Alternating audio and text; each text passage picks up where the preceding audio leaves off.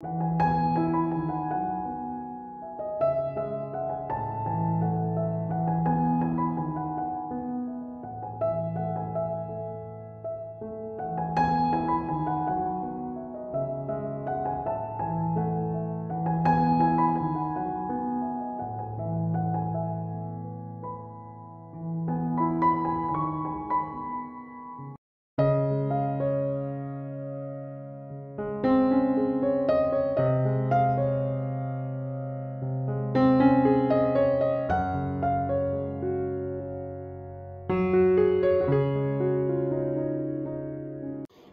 Family থেকে আপু লিখেছেন, আপু আজকে আমি আপনার প্রথম ভিডিও দেখছি। আপনি অনেক গুছিয়ে কাজ করেন এবং আপনার কথাগুলো অনেক অনেক সুন্দর।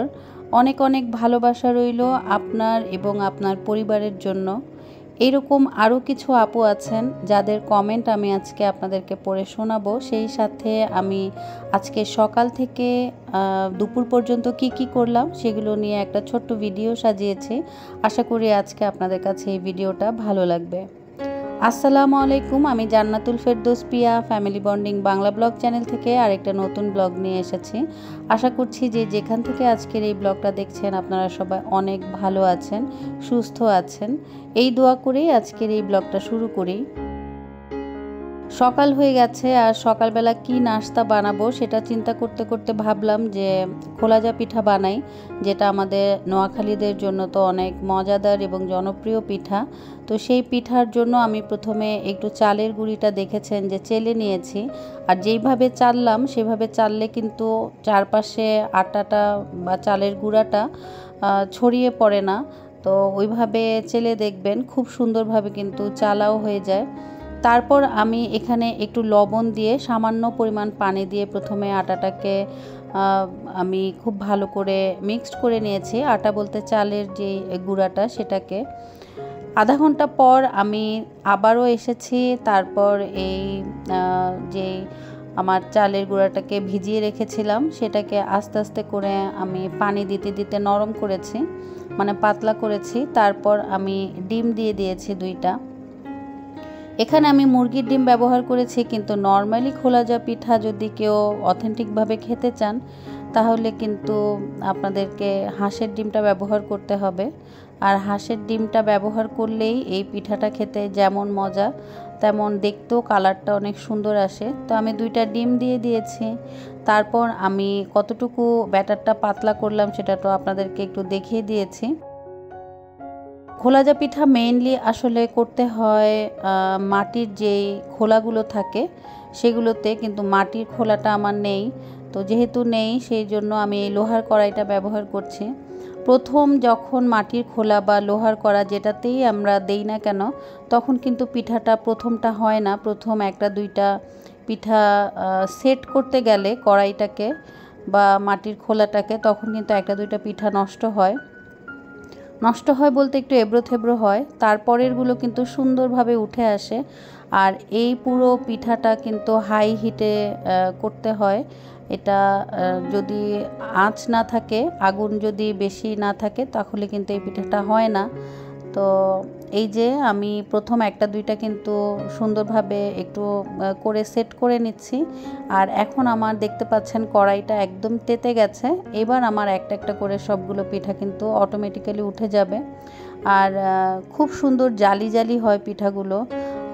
একদম একটা পিঠার মধ্যে এতগুলো ছিদ্র থাকে বলেই কিন্তু এটাকে খোলাজা পিঠা বলে। আর খুব মজা এ ধরনের পিঠা।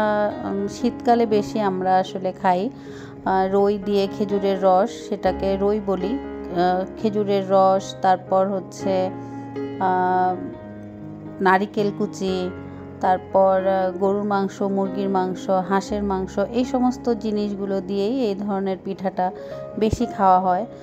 আর ছোটোকালে আমরা নানুর বাড়িতে গেলে দেখা যেত যে নানুদের একটা রান্নাঘর থাকে আলাদা, সেইখানে আমরা এটা বানাতো মাটির চুলা থেকে, মাটির খোলার মধ্যে এই পিঠাটা বানাতো, সাথে সাথে আমাদেরকে দিত। আমরা গরম গরমই খেতাম। আর পিঠাটা কিন্তু গরম গরমই খেতে মজা। আর খুবই সুস্বাদু একটা পিঠা। আর সেই দিনের কথা এখন মনে হয়। এখন যত মজা করেই বানানো হোক না কেন, এটা কিন্তু আর এইভাবে আর এখন খাওয়ার মজাটা পাই না।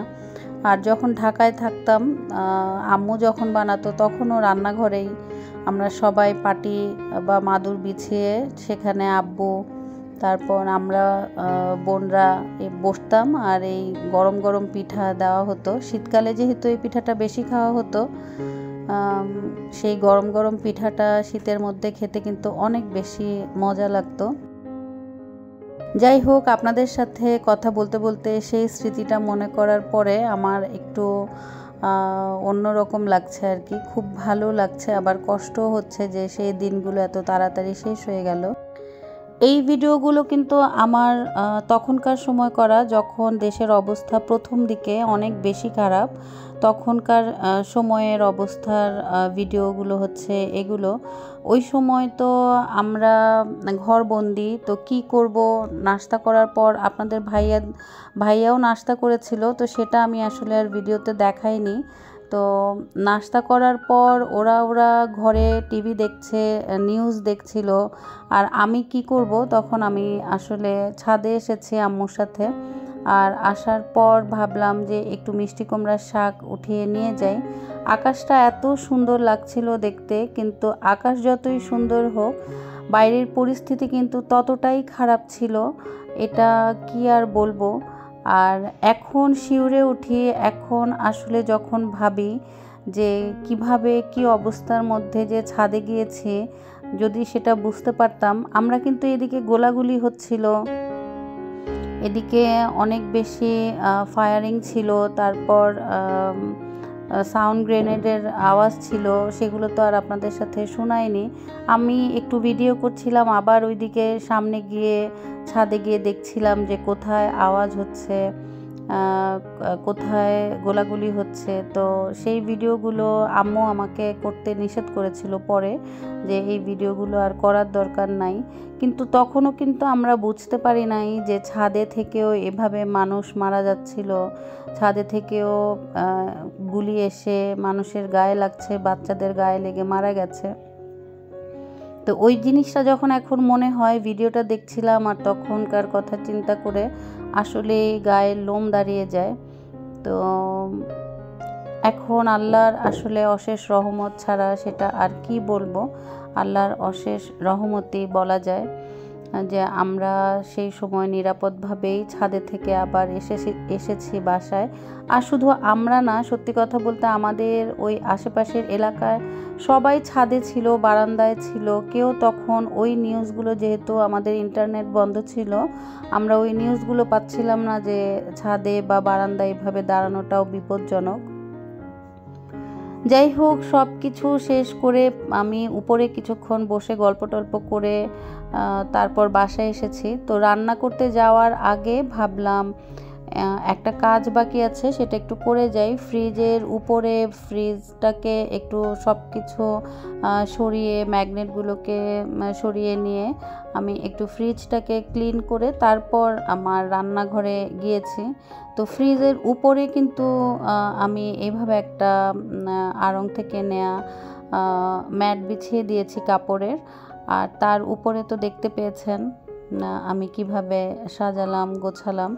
ওই দুইটা আমার অয়েল জার ছিল, তো অয়েল জার দুইটাকেই আমি ওইভাবে মুড়ি দিয়ে তারপর সাজিয়ে নিয়েছি আর কি।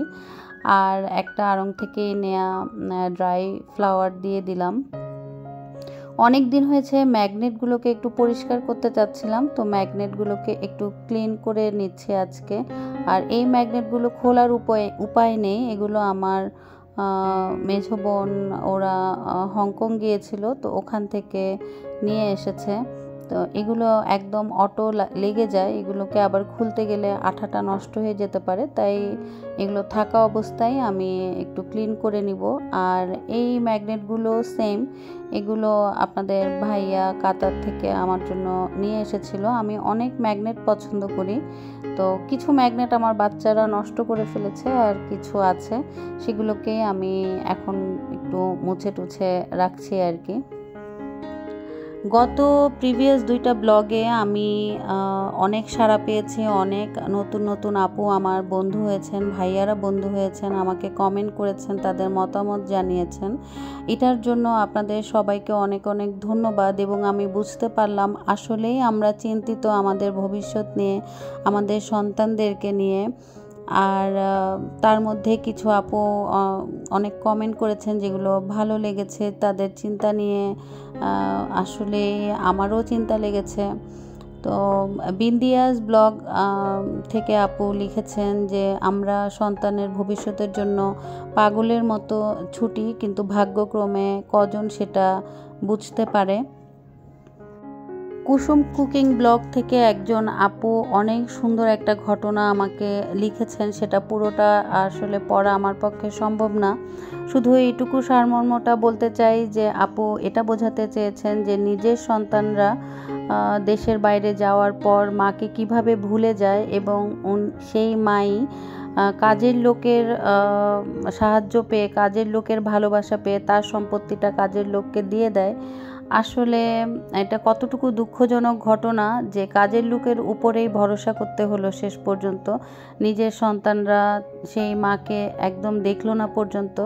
তো এই ধরনের ঘটনাগুলো আসলে খুবই খারাপ লাগে, আর আমার নিজেরও কথাগুলো পড়ে অনেক বেশি খারাপ লেগেছে। আর এই ধরনের মতামত ছাড়াও আরও আছেন নীলাঞ্জনা, রাইয়ানা রৌফ, পিথিন, তারপর